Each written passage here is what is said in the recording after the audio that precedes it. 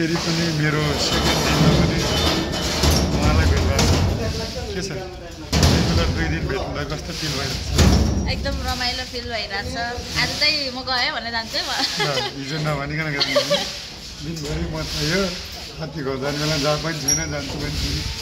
तर मैले बाई त भनेको थिएँ यस्तै सोच्नु हुन्छ र केटी मान्छेहरू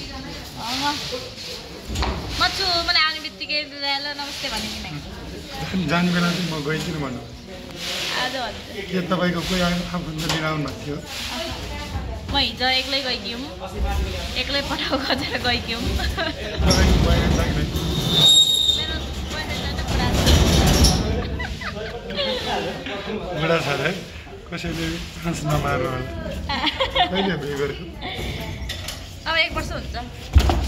अत्तापछि भोलि पर्सि हाम्रो सुटिङ हुँदैछ है ट्याक्क लगाएर बिस्तारै गर्नु है